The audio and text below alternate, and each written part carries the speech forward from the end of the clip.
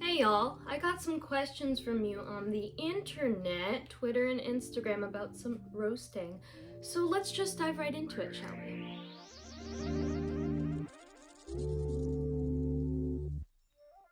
We're gonna start with a batch of questions on Twitter, and this is from @TheCookieGuns, Happy Elf. How do I get a strong dark brew, like military grade coffee? Easy put, your best answer is going to be a full immersion brew method, which is a French press. I saw in the comments you said that you broke yours. Real sorry about that. I would invest in another one. They're about $30–40, on the higher end of things.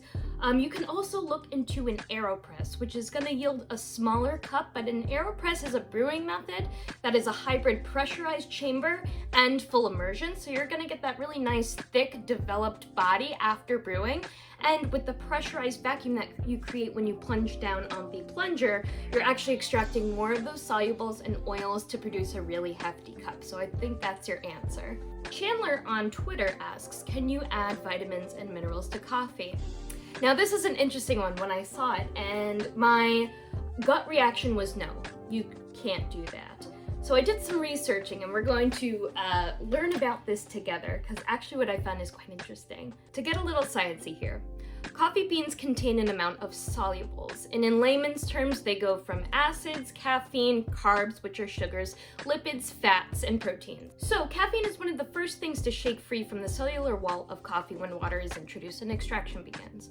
And what I've come to discover on Google is something interesting about caffeine. I'm going to read the first top result. Any beverage or food containing caffeine, such as coffee, tea, chocolate, or some sodas, can inhibit the absorption of vitamins and minerals and increase their excretion from the body.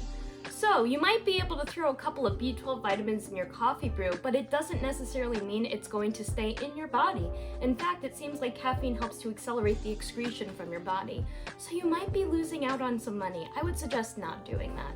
Great question though. I love the sciencey questions, so keep them coming. Okay, Keen Eye on Twitter asks, first thing that came to mind, what is the difference between light, medium, and dark roasted coffees? So there's a few variables at play, which are the drop temperature and the amount of time you're leaving it in there. There's something called first crack, and that's when a lot of gases are suddenly expelled from the coffee bean. The first crack is typically where a light to a light medium roast is going to lie. After the roaster hears the first crack, and yes, it's audible, they'll drop the coffee into the cooling tray, and that's where you dictate what the drop temperature is. That's the temperature in which you drop the coffee into the cooling tray, whatever it reached at that point. There's a bit of a roasting curve, is what it's called, and a lot of this is automated nowadays. So it takes coffee a little bit to start increasing in temperature, and that's why you get that curve. It takes some time for the heat to be introduced and really permeate into the coffee itself, for it to then to start to change its molecular makeup with heat. There's something called a city roast, which is typically after second crack. So I talked about first crack, which is an audible crack, and that dictates a light to light medium roast. The farther you go before dropping your beans into the cooling tray, the more you push into the second crack territory, which is where you get something called a city roast, which is a little bit of a medium dark to dark roast. You may have heard of French roast before, and that's going to be almost like a 12-minute roast period, where it's going to be black. Typically speaking, dark roast coffees tend to look really oily. So I hope that answers your question. Okay, Bubblies on Twitter asks, how can I get the taste of an espresso from Italy or a brew from France in my American home without a $600 machine? So typically speaking, the culture of coffee in Italy and France tends to vary on the city roast dark side of things. Things with a lot of rich body. Italian espresso drinks are pretty different than American third wave drinks.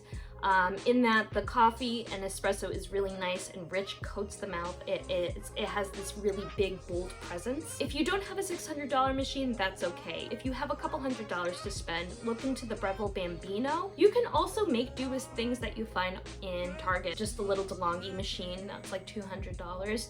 Really what matters mostly is the grinder. So you want to invest in a good grinder, or go to your local coffee shop and have them grind it in their commercial grinders. I always say that it's better to get the grind right and ground by a really good grinder than to worry about grinding it fresh. So I would suggest, if you don't want to get a machine, get an AeroPress. There's a lot of recipes on the internet about espresso recipes with an AeroPress or a mocha pot. If you want something from Italy, then you're probably going to want to look into a mocha pot, which is kind of a full immersion chamber that you put onto heat onto your stovetop. The heat really cooks it up and brings out a lot of those solubles, so you're going to get coffee with a really thick body. Cool. G. Edwin 15 asks, how reliable or recommended is roasting at home with a stovetop popcorn popper? Tips.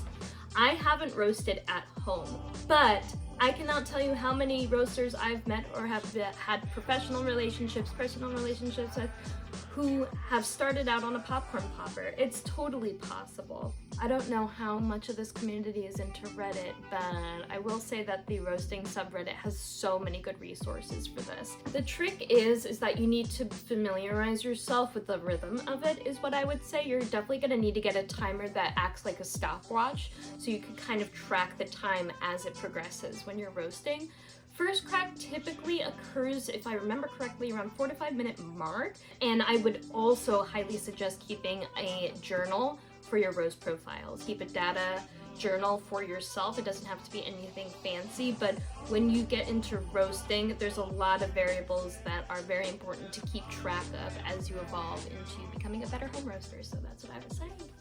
All right, everyone, thank you so much for your questions. Always feel free to ask them. I'm going to usually post at least once a week for questions and try to answer them by Friday.